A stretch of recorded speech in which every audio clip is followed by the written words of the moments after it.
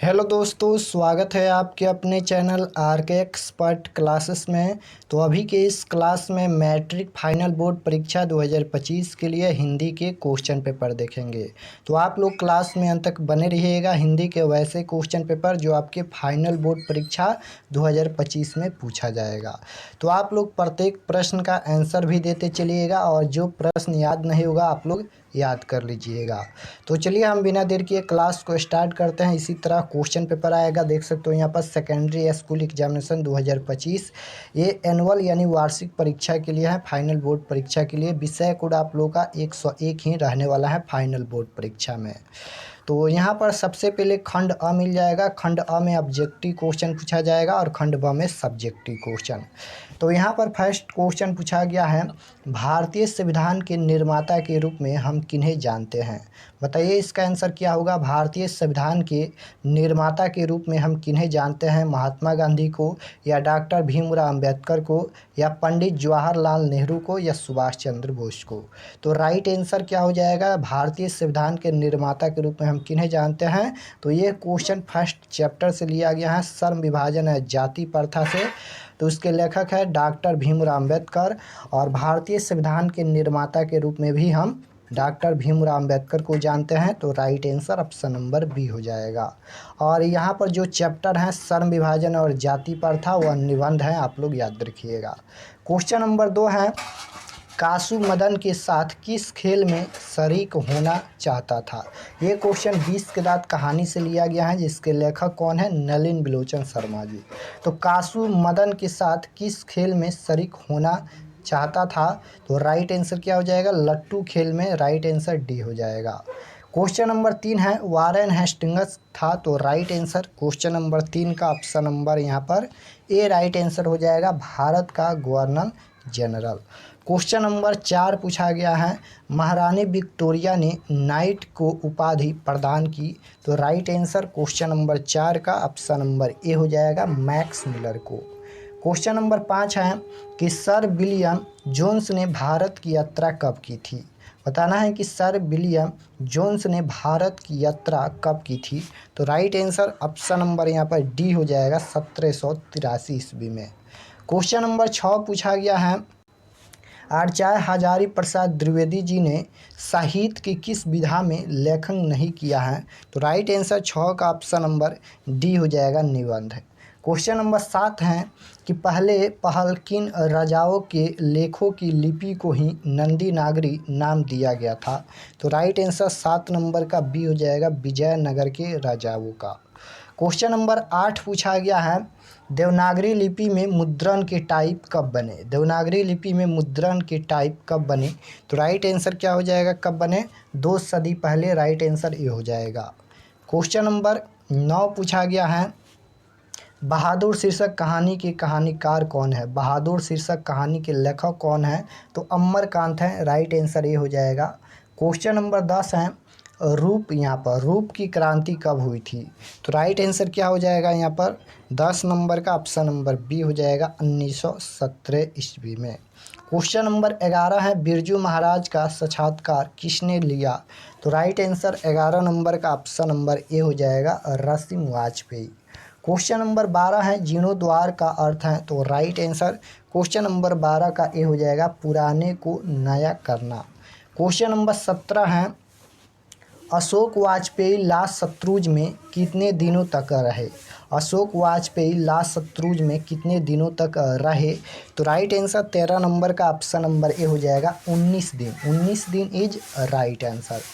Question number 14 पूछा गया है, मछली कौन खाता था।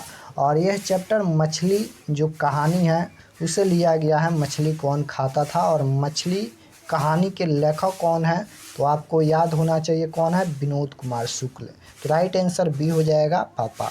क्वेश्चन नंबर 15 है, टॉल्स्टॉय किस देश के साहित्यकार थे। टॉल्स्टॉय किस देश के साहित्यकार थे, अमेरिका, इटली, रूस या दक्षिण अफ्रीका। तो राइट आंसर 15 नंबर का क्या हो जाएगा, option number C is right answer और रूस is right answer. Question number 16 है, गुरु नानक के पद किन भाषा में रचित हैं? गुरु नानक के पद किस भाषा में रचित हैं? तो right answer option number C हो जाएगा, पंजाबी मिश्रित ब्रजभाषा। क्वेश्चन नंबर 17 है, सुजान रसखान में किसकी भक्ति का वर्णन है? यह हिंदी के सभी जो चैप्टर हैं सभी चैप्टर से क्वेश्चन लिया गया है और इसमें व्याकरण का भी क्वेश्चन है। तो राइट आंसर क्या हो जाएगा, सुजान रसखान में किसकी भक्ति का वर्णन है? तो right answer option number B हो जाएगा, कृष्ण की। क्वेश्चन है 18 नंबर, किसने कहा था इन मुसलमान हरिजन में कोटि हिंदू वारिये? तो राइट आंसर 18 नंबर का ऑप्शन नंबर बी हो जाएगा, भारतेंदु हरिश्चंद्र। क्वेश्चन नंबर 19 पूछा गया है, घानानंद किससे प्रेम करते थे? घानानंद किससे प्रेम करते थे? तो right answer option number C हो जाएगा यहाँ पर, सुजान नामक नर्तकी से।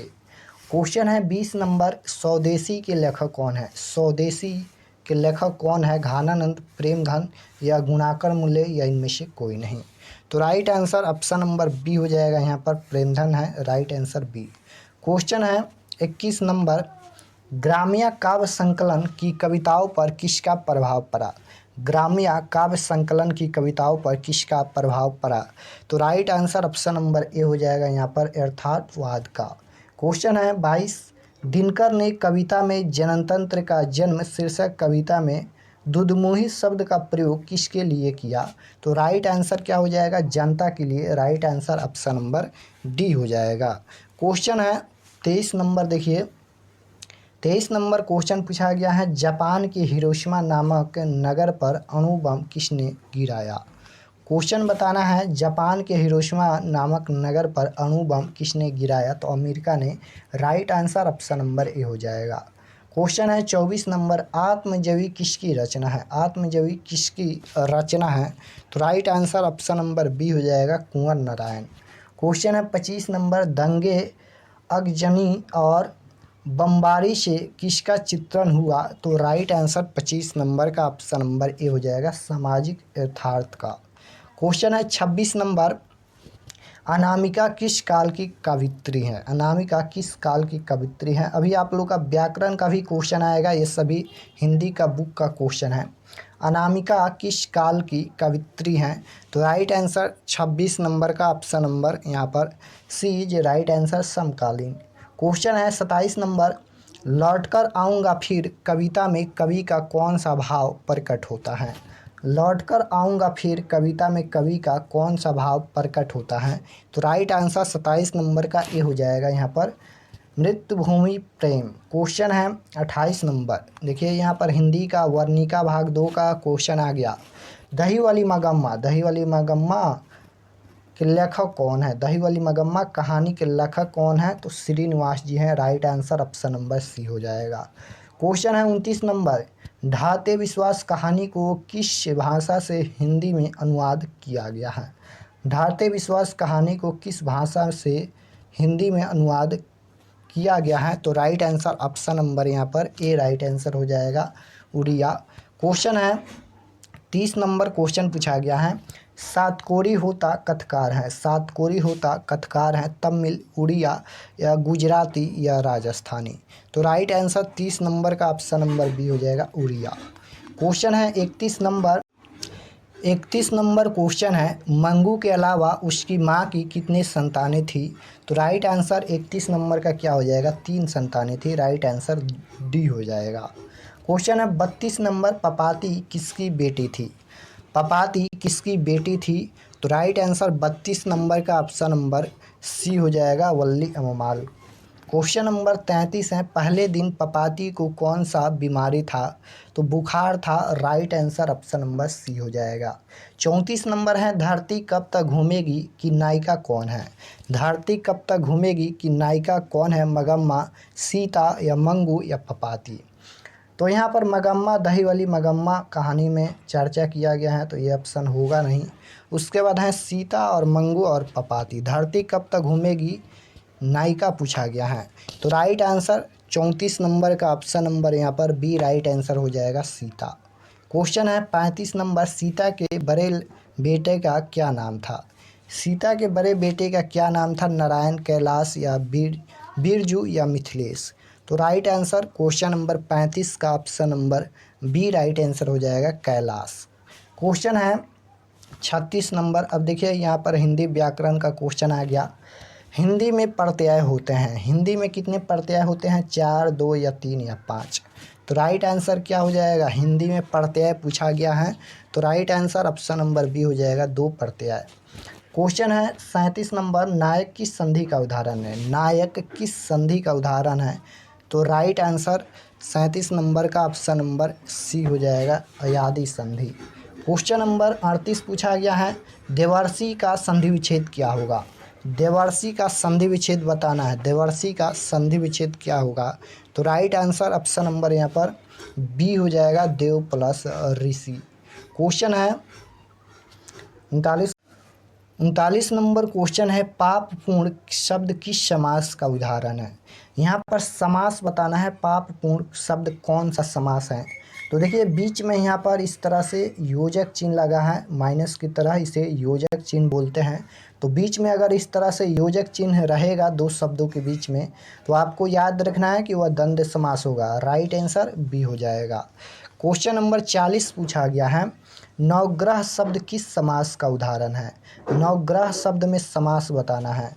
तो देखिए नवग्रह में पहला जो शब्द है वह नौ है, मतलब कि पहला जो शब्द है वह संख्यावाचक है। जो शब्द है अगर पहला शब्द जो होता है संख्यावाचक होता है तो उसे द्विगु समास बोलते हैं। तो राइट आंसर ए हो जाएगा, नवग्रह यानी पहला शब्द संख्या का बोध कर रहा है, यानी 9 संख्या का बोध है। तो राइट आंसर ए हो जाएगा, द्विगु समास। क्वेश्चन है 41 नंबर। अनन्वय क्या है? तो राइट आंसर 41 नंबर का ऑप्शन नंबर डी हो जाएगा, 1 हो जाएगा। 42 है। कठिन का विलोम क्या होगा? कठिन का विलोम शब्द बताना है। विलोम शब्द मतलब उल्टा शब्द, तो कठिन का उल्टा क्या हो जाएगा? सरल हो जाएगा। Right answer C. क्वेश्चन है 43 नंबर। मैदान मारना मुहावरे का अर्थ क्या है? मुहावरा पूछा गया है। तो राइट आंसर 43 नंबर का ऑप्शन नंबर सी हो जाएगा, जीत लेना। क्वेश्चन नंबर 44 है। अक्ल का पुतला होना मुहावरे का अर्थ है। अक्ल का पुतला होना मुहावरे का क्या अर्थ है? तो राइट आंसर ऑप्शन नंबर क्या हो जाएगा? बहुत बुद्धिमान। Right answer D. क्वेश्चन है 45 नंबर। निम्नलिखित शब्दों में कौन सा शब्द शुद्ध है? शुद्ध शब्द बताना है। तो राइट आंसर 45 नंबर का ऑप्शन नंबर सी हो जाएगा, यहाँ पर अंतर्देशीय। क्वेश्चन है 46 नंबर। हराम की कमाई हराम में जाती है के लिए एक सही वाक्य क्या है? तो राइट आंसर 46 नंबर का ऑप्शन नंबर ए हो जाएगा, चोरी का माल मोड़ी में। क्वेश्चन नंबर 47 है। गाजर मूली समझना का अर्थ क्या है? तो राइट आंसर क्या हो जाएगा? 47 नंबर का ऑप्शन नंबर बी हो जाएगा, निर्बल समझना। क्वेश्चन है 48 नंबर। कौन सा वाक्य शुद्ध है? कौन सा वाक्य शुद्ध है? ये ऑप्शन है, जो कुछ मेरा है सब आपका है। जो कुछ मेरी है सब आपकी है। जो कुछ मेरा है सब आपके हैं और उपयुक्त सभी अशुद्ध हैं। तो राइट आंसर क्या हो जाएगा यहाँ पर 48 नंबर का? देखिए तो जो कुछ मेरा है सब आपका है। राइट आंसर ये हो जाएगा। क्वेश्चन है 49 नंबर। जो सुख दुख में एक सा रहे।